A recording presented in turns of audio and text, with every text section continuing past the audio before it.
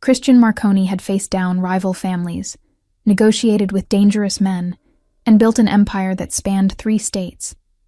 But nothing, absolutely nothing, terrified him quite like his mother's phone calls about family events. "Christian, you're bringing someone to New Year's, yes?" Elena Marconi's voice was deceptively sweet. The kind of sweet that meant there was no acceptable answer except yes. "Mama, I'm busy. The Singapore deal can wait until January 2nd. New Year's Eve is family. Everyone will be there. Your father, your sister, the cousins, the aunts. Even Zia Carla is flying in from Naples." Christian closed his eyes. Zia Carla. That meant at least 4 hours of questions about why he wasn't married yet, why he worked too much, and whether he'd considered that nice Sophia Benedetti, whose father owned half of Providence. "I'll be there, Mama." With a date. It wasn't a question. "Mama, Christian Salvatore Marconi, you are 39 years old. Every year you come alone. Every year the aunts ask me why my handsome son has no one. Every year I have to make excuses." Her voice softened slightly. "I'm not asking you to marry someone. I'm asking you to bring a nice girl to dinner so your Zia Carla stops trying to set you up with her hairdresser's daughter." "Her hairdresser's daughter is 52. "Exactly. So bring someone. Anyone. Show the family you have a life outside of work." "Fine, I'll bring someone." "Good.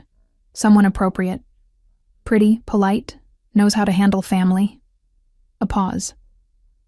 "Not one of those women from the clubs. Real girlfriend material, Christian." He hung up and stared at his phone.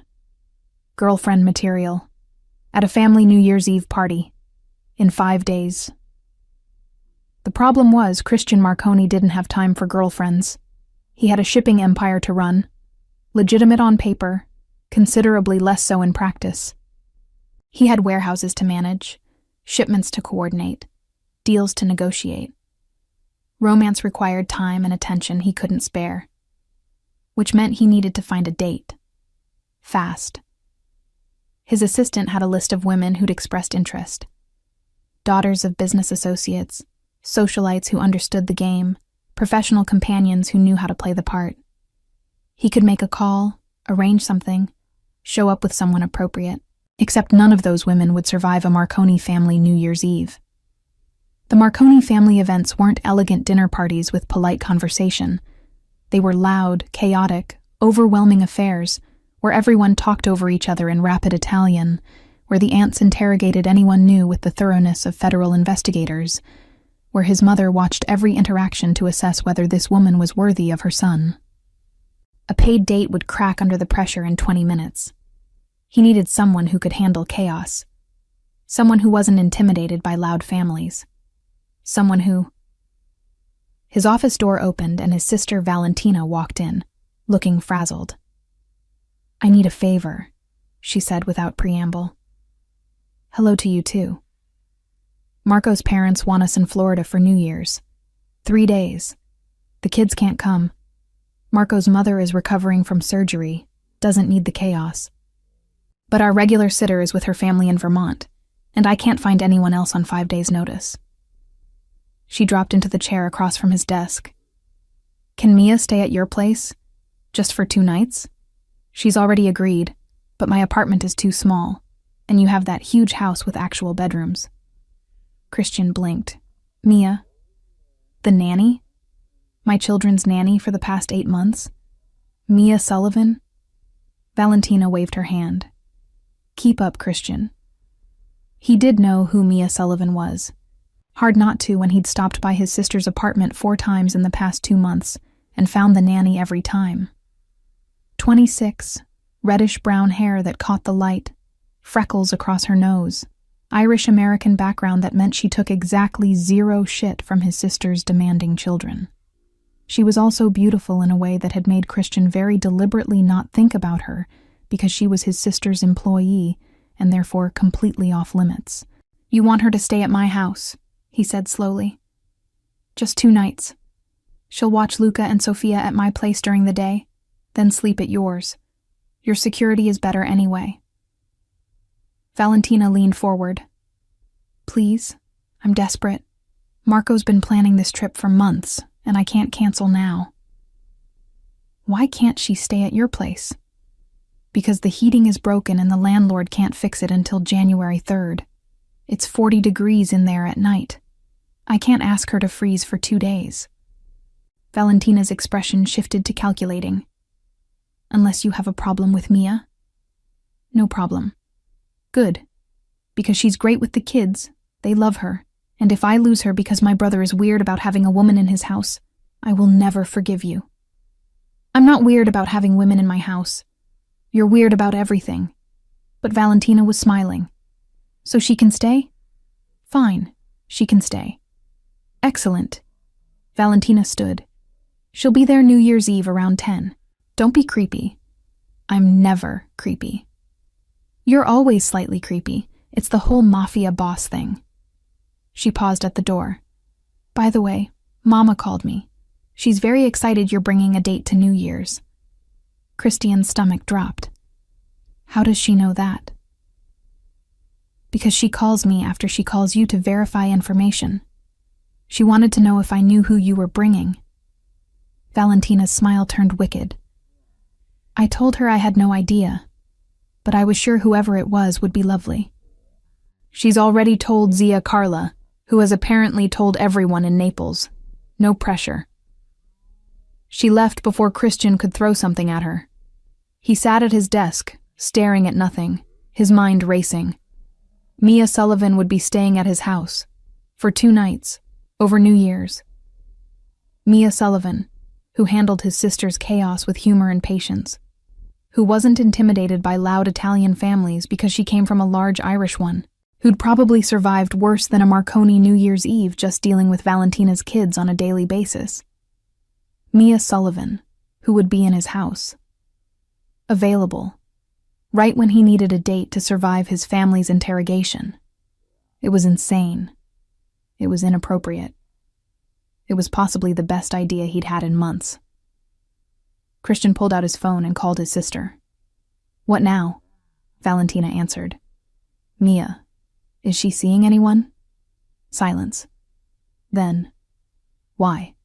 Is she? No. She broke up with some guy 6 months ago, hasn't dated since. Again, why? I need a date for New Year's. She needs a place to stay. It could be mutually beneficial. More silence.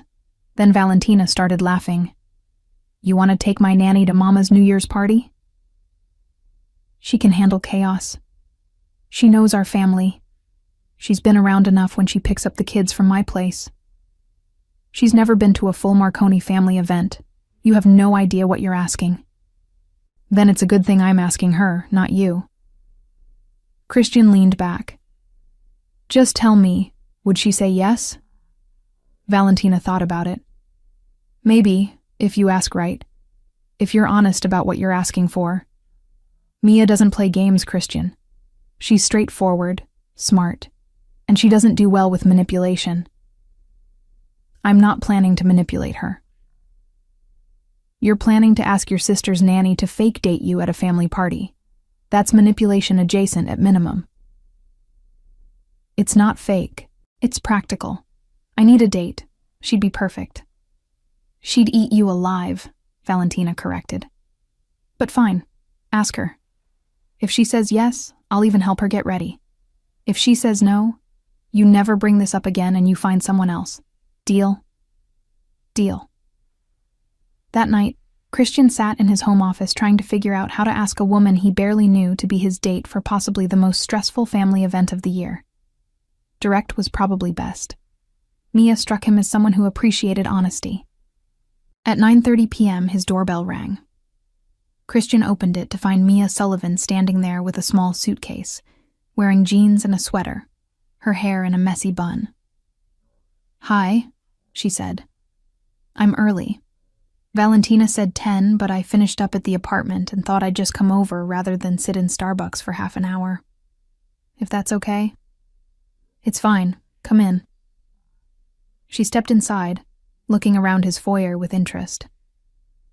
Your house is really nice. Very different from Valentina's shoebox apartment.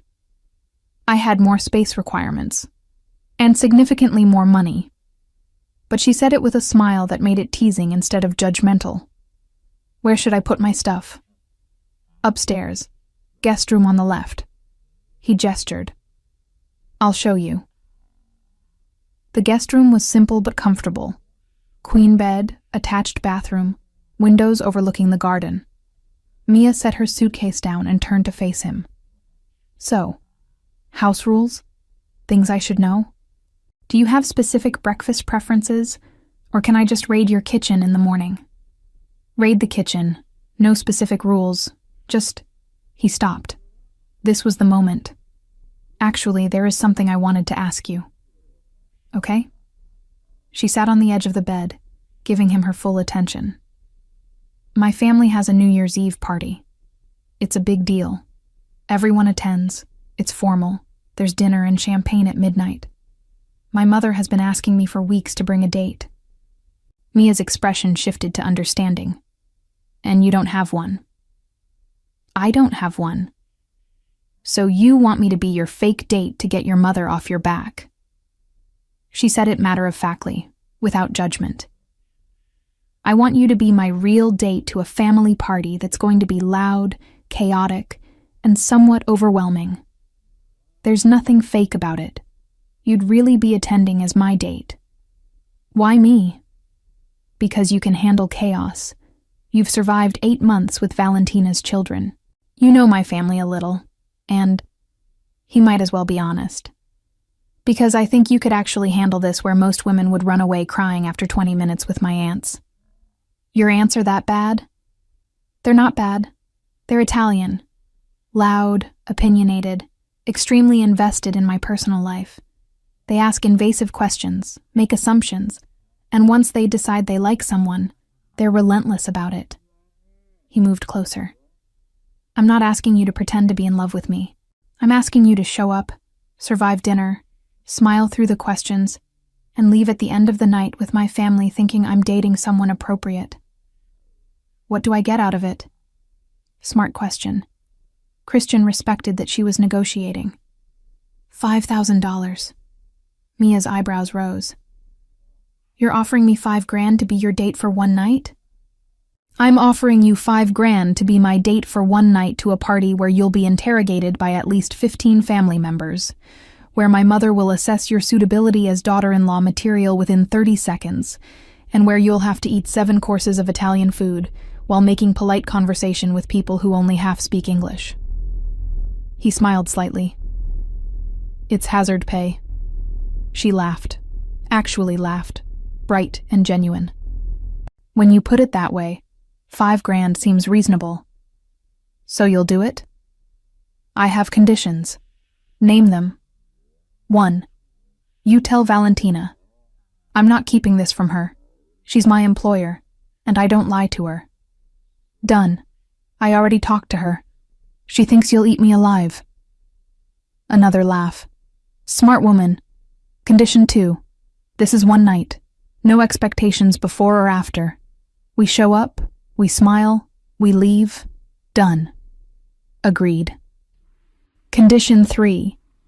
If your family is horrible to me, and I mean actually horrible, not just loud and invasive, I reserve the right to leave early and you still pay me the full amount. Fair. Though they won't be horrible. Overwhelming, yes. Horrible, no. Christian held out his hand. Deal? Mia looked at his hand, then at his face, then back at his hand. I must be crazy. Probably, but okay. Deal. She shook his hand. Her grip was firm, confident. When is this party? New Year's Eve. 5 days. Jesus, okay. I'm going to need details. Dress code, family dynamics, topics to avoid, anything that will help me not embarrass you. You won't embarrass me. You don't know that. I once accidentally told a priest that Mass was a bit long when I was 8. My mother nearly died of shame. Mia stood. But seriously, I need information. Give me the rundown on your family so I'm not walking in blind. They ended up in his kitchen with coffee and a notepad. For the next hour, Christian explained his family. His mother, Elena, warm but protective, who would assess Mia immediately. His father, Salvatore, quieter but equally intimidating in his own way. Valentina, who Mia already knew. The aunts, Zia Carla from Naples, Zia Rosa, who ran a restaurant in Providence, Zia Lucia, who had opinions about everything. The cousins, Marco, Tony, Gianna, all around their age with their own opinions. The uncles, quiet men who let their wives do the talking but missed nothing. And Nonna Maria, the matriarch, who at 92 still commanded absolute respect and could end any argument with a single word. So essentially, Mia said, taking notes, I'm walking into a room with 25 Italian people who are all going to have opinions about me within 5 minutes, and I need to impress them without trying too hard, because trying too hard is suspicious. Essentially. Great. No pressure. But she was smiling. What about you? What do I need to know about you that won't be obvious from watching you interact with your family? Like what? Like, are you close with them? Do you have sibling rivalry with Valentina? Do you have weird food preferences? Are you terrible at small talk? She gestured. Stuff a girlfriend would know. The word girlfriend hit differently than it should have. Christian pushed past it. I'm close with my family, but I don't see them as often as they'd like. Work takes priority. Valentina and I get along well. No major rivalry, though she thinks I'm too serious. I eat anything my mother cooks. And I'm fine at small talk when I have to be. I just usually don't have to be. Okay. And the business. Legitimate shipping company. That's all you need to know. Right. Mia didn't push. Smart woman. And us. Our story. How did we meet? How long have we been dating? We met through Valentina. You're her nanny. We ran into each other a few times, started talking, went to dinner. We've been seeing each other for 2 months. It's new but serious enough that I wanted you to meet my family. 2 months is pretty soon for family introductions. Italian families don't wait. If it's serious, you bring her to meet everyone immediately, so they can all provide opinions you didn't ask for. Fair. She wrote it down. Anything else I should know? My mother will ask if we're serious. Don't lie, but don't be too specific. Something like, we're taking it one day at a time works. And if she asks about marriage, tell her we haven't discussed it yet, which is true. He paused. Are you always this thorough? I'm a nanny to 2 children under 8 who speak 3 languages and have more energy than a nuclear reactor. Being thorough is how I survive. She closed the notebook. Okay. I think I have enough to not completely embarrass us both. What about the dress code? Formal. Cocktail dress, heels, black tie optional. I don't own anything black tie optional. Then I'll take care of it. Christian, no. The 5,000 is already too much. The 5,000 is for your time. The dress is because I'm asking you to attend a formal event on 5 days' notice. Consider it a work uniform. A work uniform that probably costs more than I make in a month. Probably. But necessary. He pulled out his phone. I'll have my assistant send options. You pick what you like. It'll be delivered tomorrow. This is insane. This is how things work in my world. He met her eyes. I'm asking a lot of you, Mia. Let me at least make sure you have what you need to feel comfortable. She studied him for a long moment. You know what? Fine. Send the dresses. I'll pick one. But nothing ridiculous. No diamonds, no designer logos, nothing that screams, I'm trying too hard. Understood. Good. She stood. I should probably get some sleep. Long day tomorrow with the kids. Right. Bathroom's through there. Extra towels in the closet. If you need anything, I'm down the hall. Thanks. She paused at the door. Christian, this is going to be interesting, isn't it? Probably disastrous. Great. My favorite kind of adventure. She grinned. See you tomorrow. After she left, Christian sat in his kitchen thinking about the fact that he'd just hired his sister's nanny to be his date to the most important family event of the year. He'd either made the best decision of his life or was about to experience spectacular failure. Given his track record, it could go either way. The next morning, Christian woke to the smell of coffee and something baking. He found Mia in his kitchen, wearing the same clothes from last night, her hair still in its messy bun, pulling muffins out of his oven. "Morning," she said cheerfully. "I made coffee and found muffin mix in your pantry that was probably older than me, but it still worked. Want one? You bake at 7 a.m.? I wake up at 6. The kids don't need me until 8:30. I got bored." She handed him a muffin and a cup of coffee.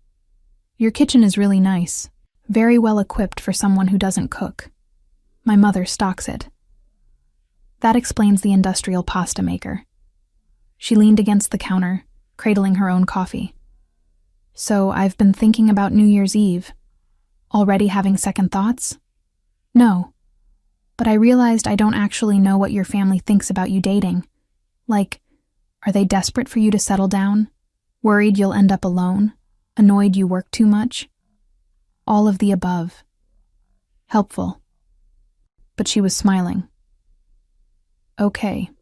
So, they're invested in your happiness, which means they'll be evaluating me based on whether I seem to make you happy. Which means we should probably seem to actually like each other." "We don't like each other? We barely know each other. I've talked to you maybe 5 times total, always about picking up the kids or dropping them off. That's not exactly a foundation for convincing people we're dating." She had a point. "So, what do you suggest?" "We spend the next few days actually getting to know each other. Nothing weird, just conversation. Meals together when we're both here. Maybe you could come by Valentina's one day, take me and the kids to lunch or something. Give us a chance to look like we're comfortable with each other." "You're very practical about this." "I'm practical about everything. It's how I survive working with kids." She set down her coffee. "Look, I said yes to this because $5,000 pays off my student loans, and because I think it could actually be fun in a chaotic way. But if we're doing this, let's do it right. Let's make sure your family actually believes we're together." Christian studied her. This woman who'd invaded his kitchen, made muffins at 7 a.m., and was now planning their fake relationship with the efficiency of a military operation. He liked her. Actually liked her, not just found her useful or convenient or appropriate. "Okay," he said. "We'll do it your way. Starting now." "Starting now what?" "Getting to know each other." He pulled out his phone. "I'm clearing my schedule for today. You're free after 8:30, right?" "I'm free all day. Valentina and Marco left early this morning." "Good. We're spending the day together. Lunch, museum maybe, actual conversation. By tonight, we'll know enough about each other to convince my family we're dating." Mia's eyebrows rose. "You're taking a day off work?" "I'm investing in the success of our arrangement." "You're a terrible liar. You just want to make sure this doesn't blow up in your face at the party." "That too," he smiled. "So what do you say? Want to spend the day getting to know your fake boyfriend?" She laughed. "My fake boyfriend who makes $5,000 deals at midnight and clears his schedule on a whim. This should be interesting." Interesting is one word for it. What's another word? Potentially disastrous. Even better. Mia finished her coffee. "Give me an hour to shower and change, then we can start this adventure." "And Christian?" "Yeah? If we're doing this, I'm not calling you Mr. Marconi at your family party. I'm calling you Christian. Maybe even Chris if I'm feeling brave." "No one calls me Chris." "Exactly, but a girlfriend would. So you'd better get used to it." She headed for the stairs. "See you in an hour, Chris." Christian watched her go, feeling like he'd just lost control of the situation somewhere between the muffins and the museum suggestion. But oddly, he didn't mind. Mia Sullivan might have just agreed to be his date for practical reasons, but something told him the next 5 days were going to be significantly more complicated than a simple business arrangement, and possibly more interesting than anything he'd done in years.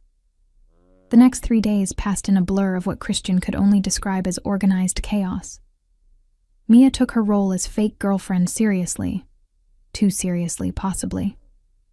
She'd created a shared document titled Operation Convince the Marconis, with sections for family background, shared memories, conversational talking points, and something called emergency exit strategies that made Christian laugh when he found it. "What?" she'd said, completely serious. "If your Zia Carla starts asking about grandchildren, I need a polite way to redirect. Just tell her we're taking it slow. That's entry-level deflection. I need advanced tactics." She'd pointed to her screen. "I have 7 different responses depending on how aggressive the question is. Response 7 involves fake choking on food to create a distraction. You're not going to fake choke at my family's New Year's Eve dinner." "Not unless I have to, but it's good to have options." They'd spent Tuesday afternoon at the museum like Christian had suggested, where Mia had strong opinions about Renaissance art, too many chubby babies, and asked questions about his childhood that he'd never expected anyone to care about. "So, you grew up in the North End?" she'd asked, studying a painting of Venice. "Until I was 12. Then we moved to the house in Brookline." "Did you like it? The North End?" "Loved it. Everyone knew everyone. You couldn't walk 2 blocks without running into family. My nonna lived 3 houses down. We had Sunday dinners at her place until she moved in with my parents." "Do you miss it?" No one had ever asked him that. "Sometimes. It was simpler then, less complicated." "Before the business got serious?"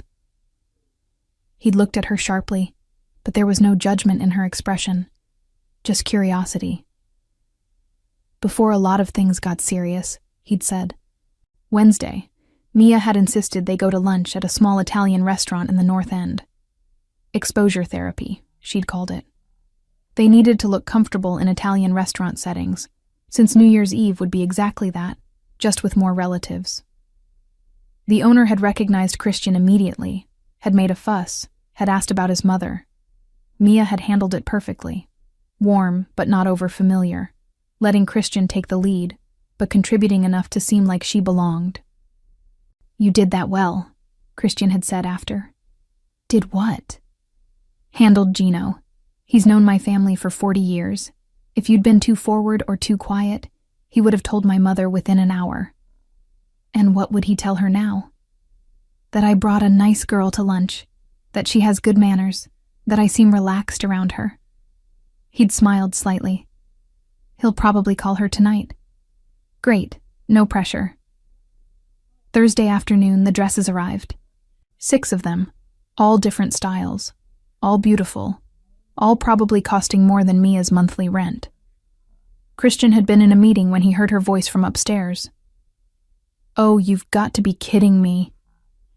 He'd found her in the guest room, staring at the dresses laid out on the bed. "Problem?" he'd asked. "These are Valentino. This one's Armani. Christian, this is insane." "You said nothing ridiculous." "These are ridiculously expensive. They're appropriate for a formal family dinner. Try them on. Pick the one you like best." "I can't accept these." "You're not accepting them. You're borrowing one for one night. They all go back after." It was a lie. He'd already arranged for her to keep whichever one she chose, but she didn't need to know that yet. She'd tried on all 6 over the next hour, appearing in the hallway for his opinion on each. The blue one was beautiful, but too formal. The black one was classic, but too severe. The green one made her hair look incredible, but didn't feel right. It was the burgundy one that made Christian's breath catch. Simple lines, elegant drape, sophisticated without trying too hard. It made her look older than 26, more polished, but still unmistakably herself. "This one," he'd said. "You sure?" "Positive. That's the one." She'd studied herself in the mirror. It does feel right. Not too much, not too little. Exactly. He'd moved closer.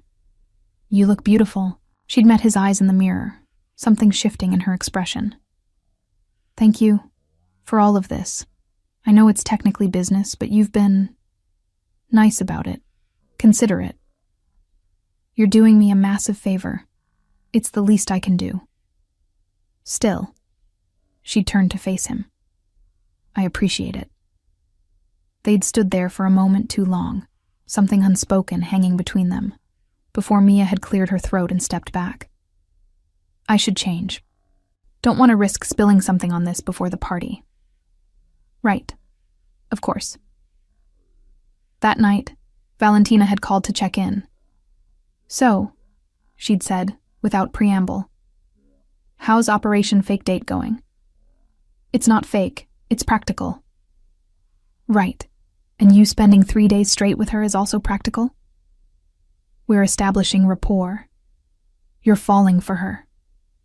I'm doing no such thing.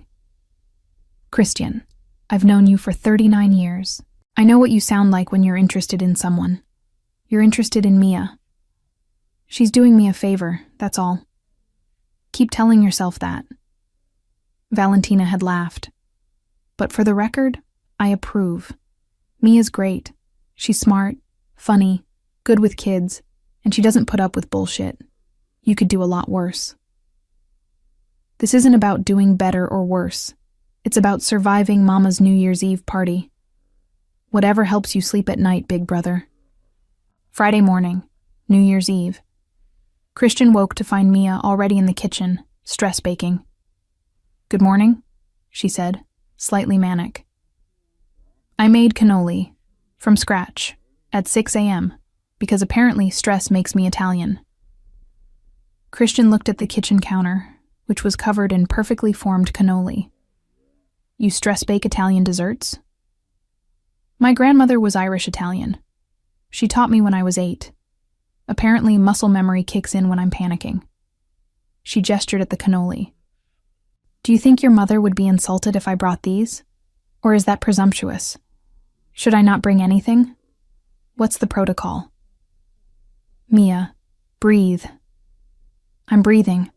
I'm just breathing very fast while making cannoli. He moved closer, took the pastry bag from her hands, set it down. You're panicking. I'm absolutely panicking. I'm about to walk into a room full of people who are going to judge everything about me. How I look, how I talk, whether I know which fork to use.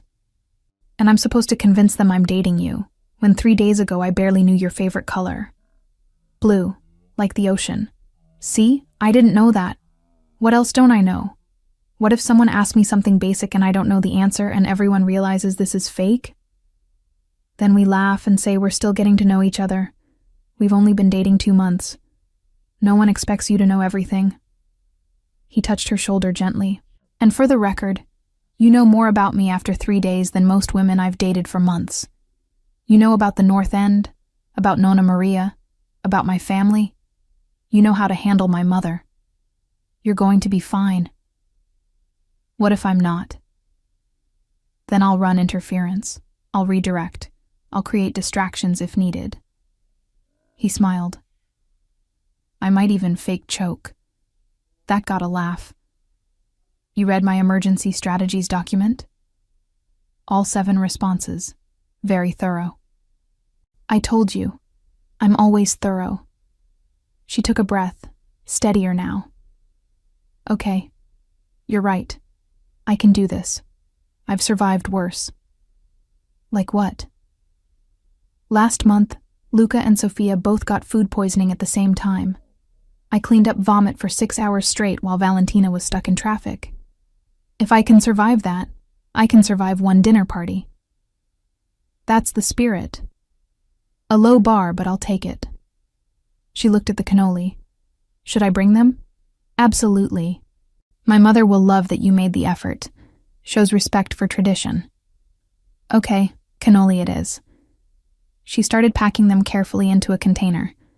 What time do we need to leave? Party starts at 7. We should arrive around 7:15. Fashionably late, but not disrespectfully so. Got it. That gives me... She checked her watch. 11 hours to have a complete nervous breakdown, and then pull myself together. Very efficient timeline. I'm nothing if not efficient. She closed the cannoli container. Thank you for talking me down. I'm usually better at handling pressure. You're handling it fine. This is a lot to ask of anyone. It's a lot to ask of someone you've known for 3 days. 4 days, technically. Oh well, in that case, completely reasonable. But she was smiling. I'm going to go shower and start the 11-hour panic. See you tonight? I'll pick you up at 7. After she left, Christian stood in his kitchen surrounded by homemade cannoli and thought about the fact that Mia Sullivan had stress-baked Italian desserts at 6 a.m. because she was nervous about meeting his family. As fake dates went, this one was getting complicated fast. That evening, Christian stood in his foyer adjusting his tie for the 3rd time. He was wearing a charcoal suit, crisp white shirt, no tie. His mother preferred the slightly casual look for family events. His watch was subtle, his shoes polished, everything appropriate for a Marconi New Year's Eve. At exactly 7 p.m., he heard footsteps on the stairs. Mia appeared, and Christian forgot how to breathe. The burgundy dress fit perfectly, elegant and sophisticated. She'd left her hair down in soft waves, minimal jewelry, just enough makeup to highlight her features without changing them. She looked beautiful, polished, and absolutely terrified. Too much? She asked, seeing his expression. Perfect. You look perfect. You sure? I can change if... Don't change anything. You're perfect exactly as you are. He moved closer. Ready? Absolutely not, but let's do this anyway. She picked up the container of cannoli. Emergency dessert contribution, for when I inevitably say something awkward. You're not going to say anything awkward. You don't know that. I know you. You're going to be charming and wonderful, and my family is going to love you. You've known me 4 days. 4 very thorough days.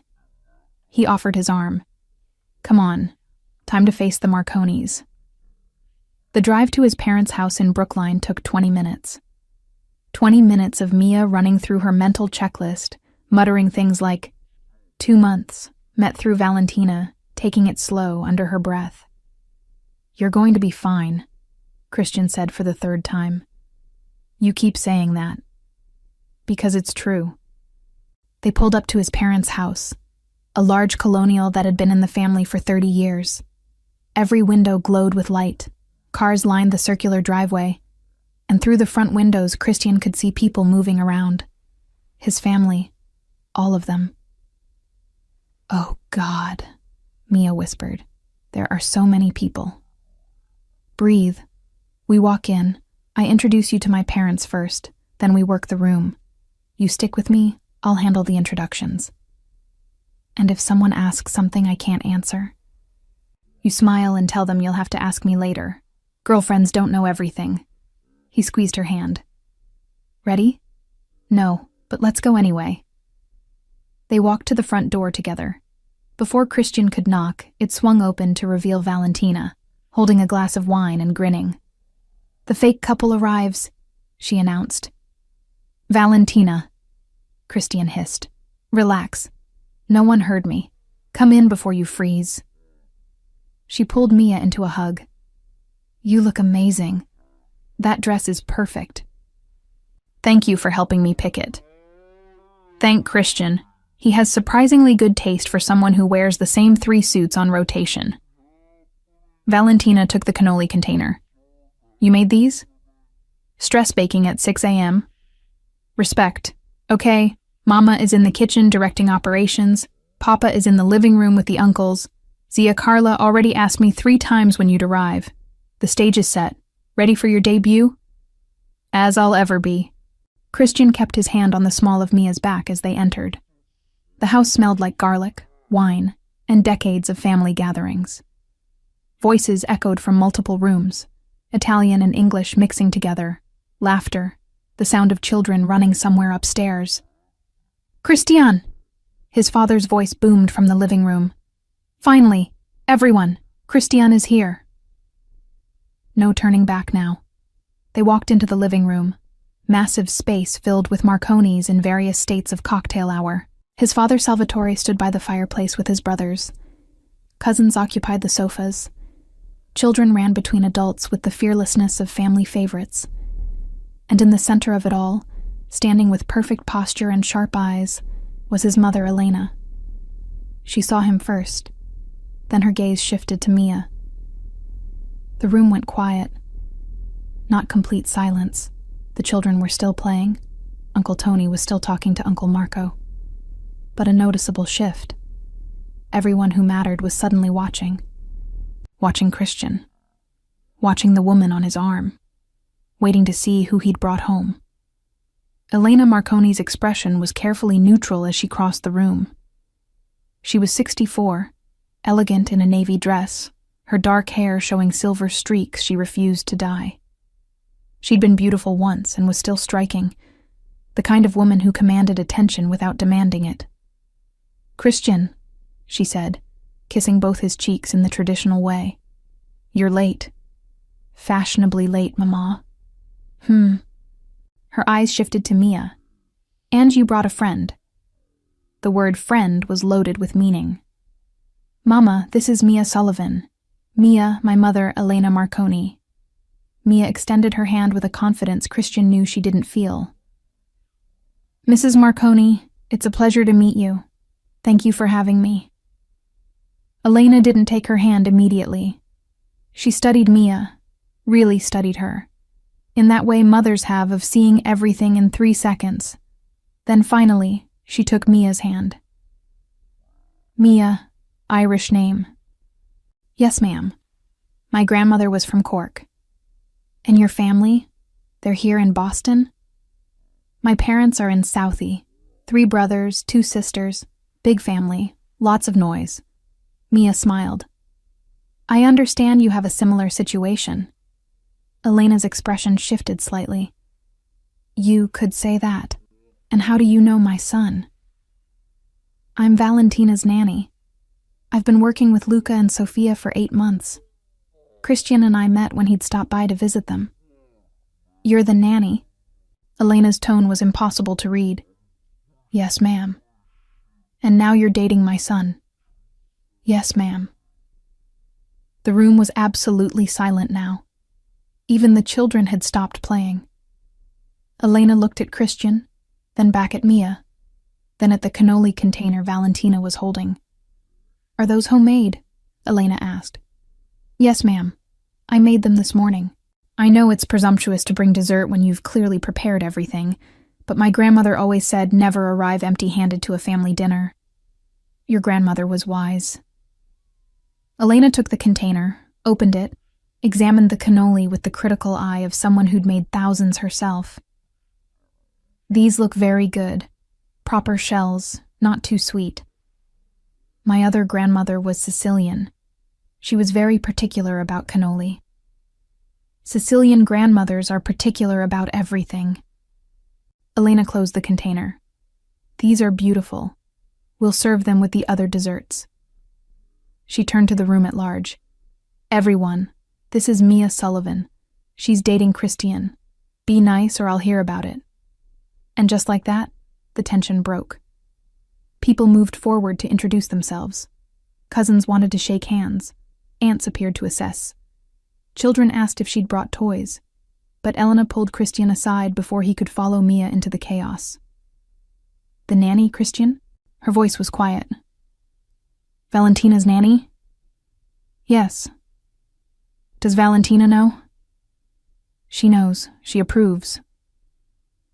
"And this is serious? Not just," she waved her hand, "whatever you usually do?" "It's serious, Mama. I wouldn't bring her here if it wasn't." Elena studied his face with those sharp mother eyes that had seen through every lie he'd ever told. "You like her?" It wasn't a question. "Yes." "Good." Elena patted his cheek. "Because she made cannoli at 6 a.m. because she was nervous about meeting us. That's someone who cares about making a good impression. Someone who respects family. She smiled. Don't screw this up. I won't. Good. Now go rescue her before Zia Carla starts asking about wedding plans. Christian found Mia surrounded by 3 aunts, handling their rapid-fire questions with impressive grace. And you're from Southie? Zia Rosa was saying. Born and raised. Good neighborhood. Tough neighborhood. Zia Carla nodded approvingly. You grow up tough in Southie. Definitely builds character. And you work with children? Zia Lucia jumped in. You like children? I love children. Luca and Sophia are wonderful. But you want your own someday. There it was. The question Mia had prepared 7 responses for. She smiled. Someday, yes, when the time is right. The time is always right when you find the right person, Zia Carla said, looking meaningfully at Christian. We're taking things one day at a time, Mia said smoothly. Getting to know each other. No rush. No rush? Zia Carla looked scandalized.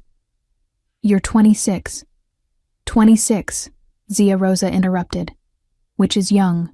She has time. Not like our Christian, who is almost 40. I'm 39, Christian interjected. Almost 40, Rosa repeated.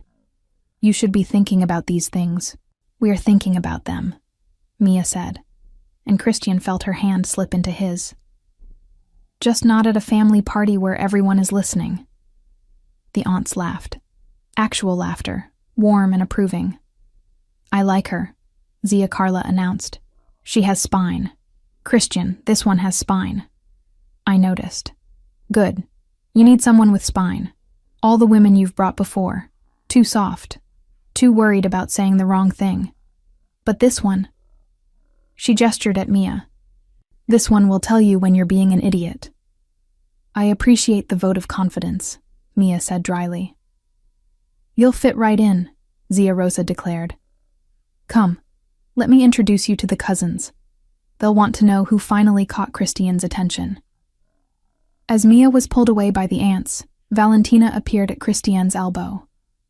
Well, she said, that went better than expected. The aunts love her. The aunts love anyone who doesn't cry during interrogation. But yes, they love her. Mama too, I think. You think? Mama's still assessing. But the cannoli helped. And the fact that Mia didn't flinch when Zia Carla started asking about babies within 3 minutes of meeting her. Valentina sipped her wine. She's holding her own. Color me impressed.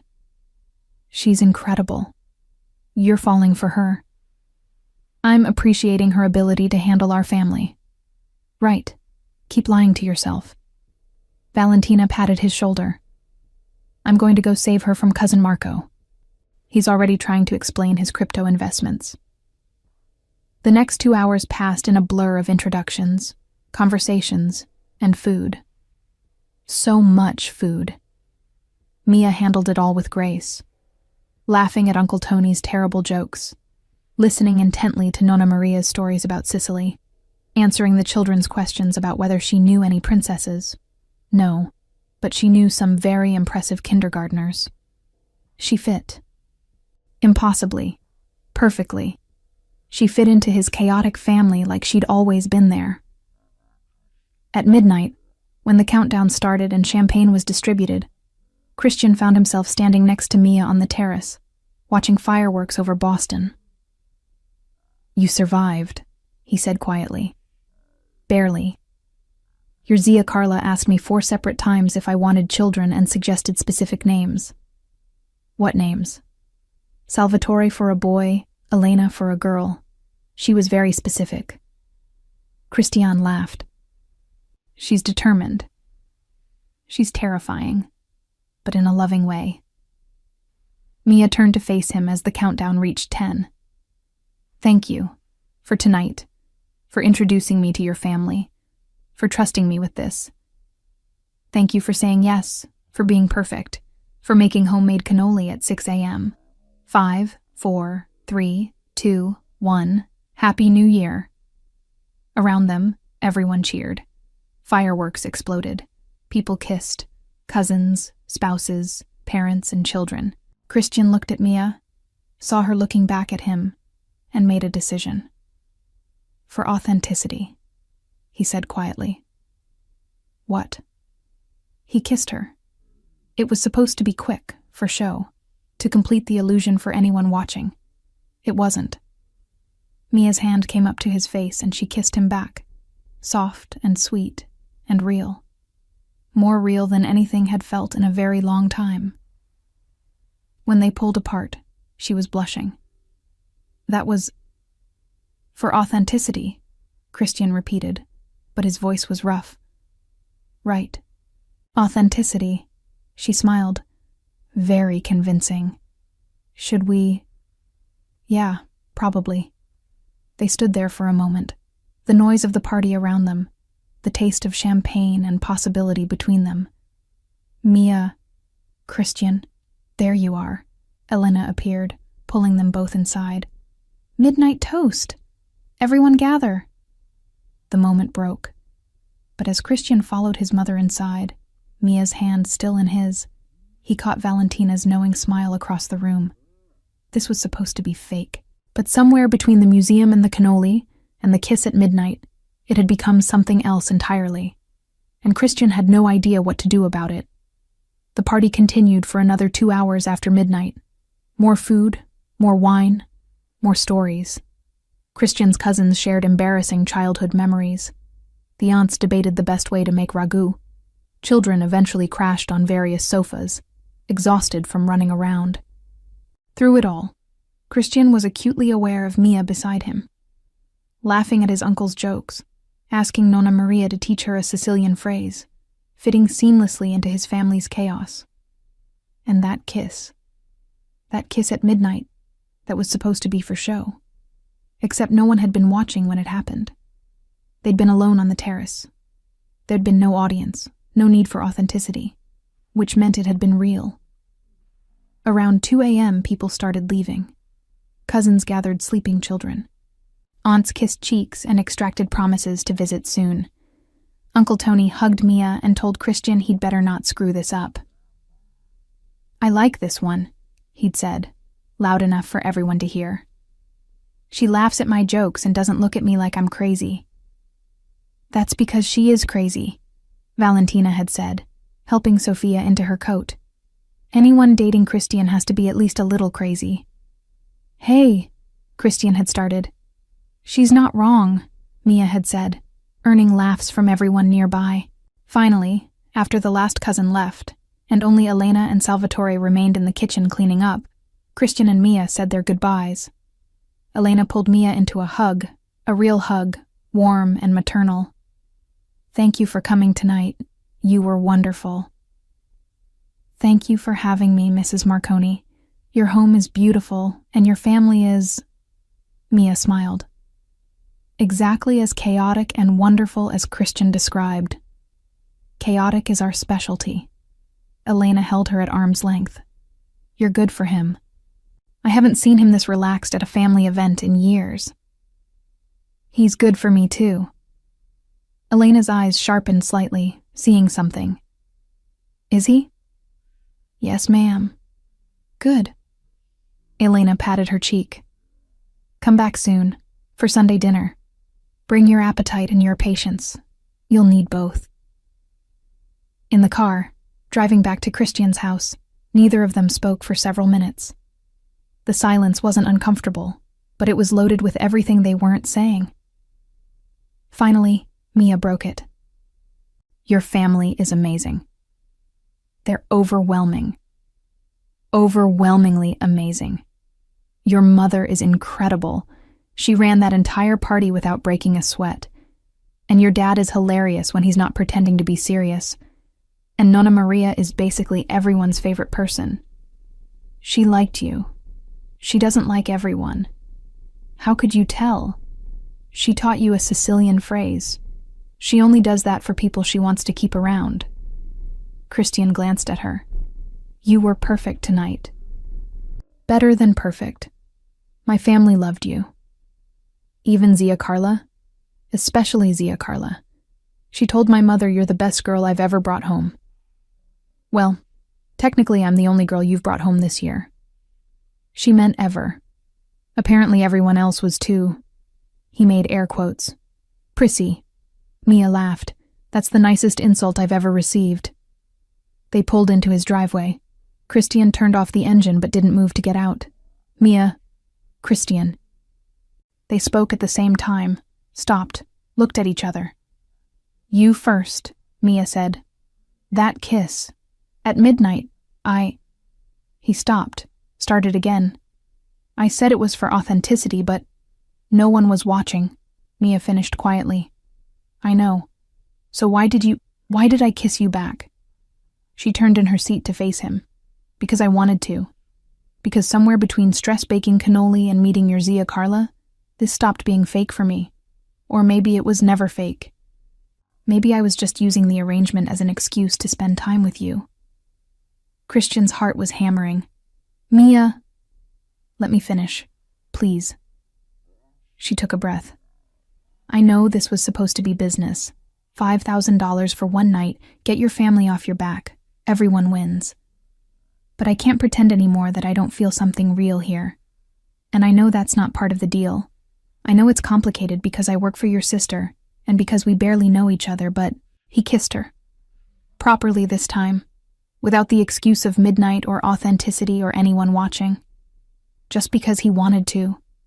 Because she was beautiful and brave, and had stress-baked cannoli at 6 a.m. Because she fit into his family better than anyone he'd ever met. Because somewhere in 4 days, Mia Sullivan had become more than a convenient date. She'd become someone he didn't want to let go. When they pulled apart, both breathless, Mia laughed softly. So I guess we're on the same page. Very much the same page. Good, because I was worried I'd have to fake choke to create a distraction. Emergency Strategy 7? Emergency Strategy 7. She touched his face gently. What do we do now? Now we go inside.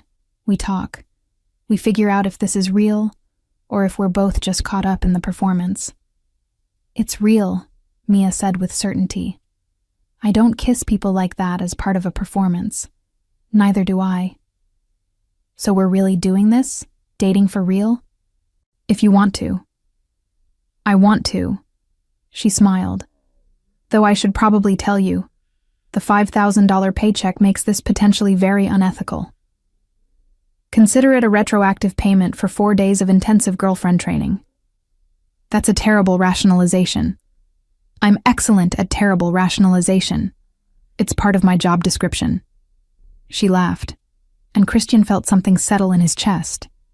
Something that felt like rightness. They went inside, made tea, and sat in his living room talking until 4 a.m. About real things this time, not carefully curated facts for his family's benefit, but actual truths. Her childhood in Southie, his fears about the business, her dreams of eventually opening a childcare center, his complicated relationship with his father's legacy. Do you ever wish you'd done something different? Mia asked at one point. Something not connected to your family's business? Sometimes. When I was younger, I wanted to be a teacher. History, maybe. Something quiet and respectable. That's the most unexpected thing you could have said. Why? Because you're a mafia boss who negotiates dangerous deals and owns shipping companies. Teacher seems impossibly far from that. Exactly why I wanted it. He smiled slightly. But family expectations are powerful things. My father needed me. The business needed me. And somewhere along the way, teaching stopped being an option. Do you regret it? Most days, no. Some days... He stopped. Some days I wonder what life would be like if I'd made different choices. You could still teach. Volunteer somewhere. Mentor kids. In between running a criminal empire? It's only criminal if you get caught. But she was smiling. I'm serious, though. You'd be good at it. You're patient, you explain things well, and you actually listen when people talk. Those are teacher qualities. You think I'm patient? I've watched you with Luca and Sophia. You're incredibly patient. More patient than Valentina sometimes. Don't tell her that. She'll make me babysit more often. Would that be so terrible? Spending more time with me? Not terrible at all. He pulled her closer. I could get used to this. Having you here, talking about real things instead of quarterly reports and shipping manifests. I could get used to it too. She yawned. Though I should probably go to bed before I fall asleep on your couch. Take the guest room. Stay the night. Christian, nothing untoward. Just stay. It's late, you're exhausted, and I don't want you driving home at 4 a.m. He stood, offered his hand. Come on, I'll show you where the extra pajamas are. She took his hand, let him pull her up. Extra pajamas? Valentina leaves stuff here all the time. I'm sure something will fit. In the guest room, Christian found a set of clean pajamas in the closet. Mia changed in the bathroom while he waited, then emerged looking impossibly young in flannel pants and an oversized t-shirt. I look ridiculous, she said. You look comfortable. He moved closer. Get some sleep. We'll talk more tomorrow. Tomorrow's already today. It's past 4. Then later today, after you've slept. He kissed her forehead. Good night, Mia. Good night, Christian. He forced himself to leave, to go to his own room, to not think about the fact that Mia Sullivan was sleeping down the hall in his house. Except he couldn't stop thinking about it. Around noon, Christian woke to the smell of coffee and bacon. He found Mia in his kitchen again, this time making breakfast with the confidence of someone who'd decided she belonged there. Morning, she said cheerfully. I raided your fridge. Hope that's okay. More than okay. He accepted the coffee she handed him. You're in a good mood. I survived my first Marconi family event. I'm entitled to a good mood. She flipped a pancake expertly. Also, your mother texted me. Christian nearly dropped his coffee. What? She texted me. At 9 a.m., asking if I'd like to come to Sunday dinner this weekend. She said, and I quote, "Bring your appetite, and don't let Christian talk you out of it." How does she have your number? I gave it to her last night. She asked if she could text me her ragu recipe. Mia plated pancakes and bacon. Your mother is very efficient. My mother is very invested in my personal life. Well, she's about to be disappointed when she finds out this whole thing was fake. Mia sat across from him. Unless we tell her it started as an arrangement but became real, Christian suggested. Would she believe that? She's Italian. She believes in love at first sight, fate, and the power of good food to fix any problem. She'll believe whatever makes for a good story. And this is a good story? Man hires woman to be fake date, falls for her for real. They live happily ever after. That's an excellent story. You're very confident about the happily ever after part. I'm confident about wanting to try. He reached across the table, took her hand. I know it's fast. I know it's crazy. But I haven't felt this way about anyone in a very long time. Maybe ever. Me either. She squeezed his hand. So what do? We date. For real this time. No contract, no payment. Just dating. Getting to know each other. Seeing where this goes. And your family? We tell them the truth. That it started as a favor but became something real. They'll understand. Probably make a huge deal about it, but they'll understand. And Valentina? We'll say she knew all along and take credit for the entire thing. Mia laughed. She already does. She texted me this morning too, said, and I quote, "I'm an excellent matchmaker and you're welcome." See? She's already claiming victory. Should we let her? Absolutely. Keeps her happy, and a happy Valentina is easier to deal with than a smug Valentina. They finished breakfast, cleaned the kitchen together, and settled on the couch with more coffee. Mia curled into his side like she'd done it 1,000 times before. I should probably go home at some point, she said, without making any move to leave. You could stay. Christian, not like that. Just stay for the day. We'll watch movies, order takeout, be lazy. When's the last time you had a day with no obligations? 8 months ago, before I started working for Valentina. Then take today, stay with me. We'll do absolutely nothing productive. That sounds perfect. They spent the day exactly as Christian had suggested. Movies, takeout, comfortable silence interrupted by conversation that ranged from silly to serious. Mia told him about her childhood in Southie, about her siblings and their various disasters. Christian talked about the pressure of family expectations, about wanting to be good enough for a legacy he'd never asked for. Around 6 p.m., Mia's phone rang. Valentina, naturally. Hey, Mia answered. What's up? Christian could hear his sister's voice through the phone, rapid-fire questions about where Mia was, whether everything was okay, why she hadn't answered texts. I'm at Christian's. We're watching movies. Everything's fine. A pause. Yes, really. No, nothing weird. We're just hanging out. More rapid-fire Valentina. Val, breathe. Yes, the party went well. Yes, your family is lovely. Yes, I'm coming back to work Monday. Yes, I'll tell you everything then. Goodbye. She hung up, looking amused. Your sister is very invested in your love life. My entire family is invested in my love life. It's exhausting. It's sweet. They want you to be happy. I am happy. He pulled her closer. Right now, in this moment, I'm happy. Me too. That evening, Elena Marconi called her son. Christian answered with some trepidation. His mother had a way of knowing things she shouldn't. Christian, she said without preamble. I like Mia. I know, Mama. She said you texted her. I invited her to Sunday dinner. You'll bring her, yes? If she wants to come, yes. She'll want to come. I can tell.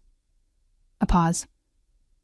Christian, I'm going to ask you something, and I want an honest answer. Okay. Is this real? You and Mia? Or is this another business arrangement? His mother's ability to read situations was terrifying. What makes you think it might be an arrangement? Because you needed a date very suddenly. Because Mia is convenient. She knows Valentina. She's good with family. She fits the profile of what you think we want. Because...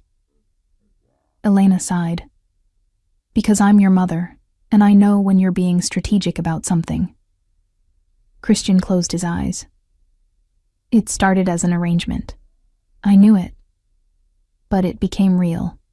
Somewhere between asking her and last night, it became something I didn't expect. Something I want to keep. Does she know this? Yes. We talked about it. We're dating for real now. The arrangement is over. Good. Elena's voice softened. Because that girl is special, Christian. She made cannoli at 6 a.m. because she was nervous about meeting us. She handled your Zia Carla with grace. She listened to Nonna Maria's stories like they were the most important things she'd ever heard. That's not someone playing a part. That's someone who cares. I know. So don't screw it up. You keep saying that. Because you have a talent for overcomplicating things when they should be simple. You like her. She likes you. Your family approves. What more do you need? Time, maybe? We barely know each other. Your father and I knew each other 3 weeks before we got engaged. Time is not the important factor. Connection is. She paused. Bring her Sunday. Let her see what Sunday dinners are like when we're not on our best behavior. If she survives that, she's a keeper.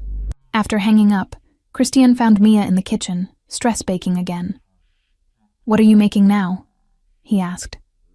Biscotti.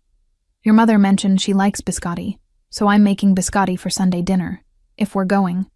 Which I assume we are because your mother is terrifyingly persuasive. We're going.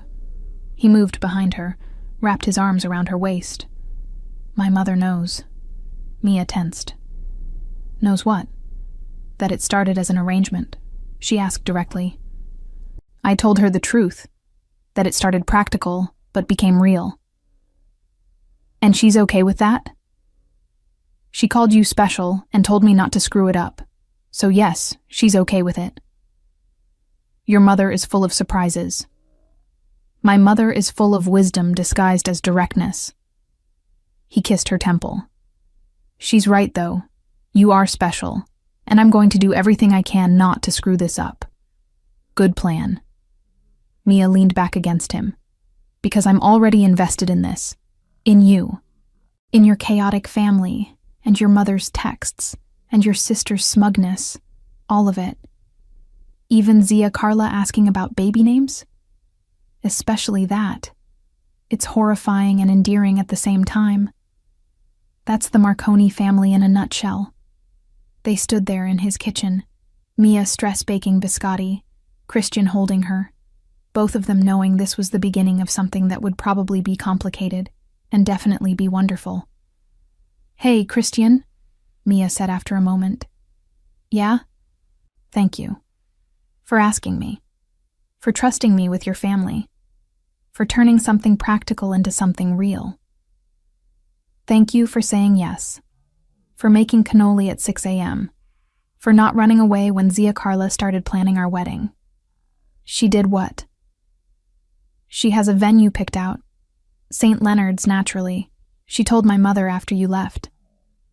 We've been dating, really dating, for less than 24 hours. Italian families move fast. Apparently. But Mia was smiling. I should probably be terrified. Are you? Strangely, no. Your family is overwhelming, but in the best way. Like being swept up in a wave. You just have to go with it. That's the most accurate description I've ever heard. Sunday dinner came, and Mia survived it. Then the next Sunday, and the one after that. Within a month, she was a fixture at Marconi family events. Expected, welcomed, teased like any other member. Valentina took full credit, naturally. I matched you. I'm a matchmaking genius. You hired her as a nanny? Christian pointed out. Exactly. Strategic placement. I knew she'd be perfect for you. You did not. I absolutely did. Why do you think I kept asking you to pick up the kids? She probably hadn't. But Christian let her have the victory. It kept her happy, and a happy Valentina was good for everyone. 3 months later, Christian found himself back in his mother's kitchen, helping prepare Sunday dinner while Mia was upstairs reading to Luca and Sofia. You're going to ask her soon, Elena said. Not a question. How do you know? Because you look at her the way your father looked at me 35 years ago. Like she's the answer to a question you didn't know you were asking. That's very poetic, Mama. I'm Italian. We're good at poetry. She handed him vegetables to chop. When? Next month. I'm taking her to the Cape for a weekend. Quiet, private, just us. Good. She'll want privacy for that moment. She's not a public proposal person. How do you know? Because I pay attention. That girl is confident in chaos, but private about emotion. She'll want the proposal to be just you and her. Elena smiled. You chose well, Christian. Not just for us, but for you. I got lucky. You hired her as a fake date and fell in love with her. That's not luck, that's fate. You believe in fate? I'm Italian Catholic. I believe in everything. She kissed his cheek. Bring her home happy. That's all I ask. Upstairs, Mia finished the story and found both kids asleep, curled up on either side of her. She extracted herself carefully, pulled blankets over them, and found Christian waiting in the hallway. They're out, she whispered. You have that effect. Calming chaos. Years of practice. She took his hand. Come on, your mom needs help with dinner. As they walked downstairs together, Christian thought about fate, about practical arrangements that became love stories, about a woman who stress-baked cannoli and fit into his family like she'd always belonged there. The ring was already bought, hidden in his safe, waiting for the right moment. But the right moment, Christian was learning, wasn't about perfect timing or grand gestures. It was about finding someone who made cannoli at 6 a.m. because she was nervous about meeting your family. Someone who handled interrogation from Italian aunts with grace and humor. Someone who looked at your complicated life and chose to stay anyway. The right moment was whenever you found that person, and Christian Marconi, who'd started this looking for a convenient date to a family party, had found so much more. He'd found home, not in a place but in a person, and he wasn't letting go.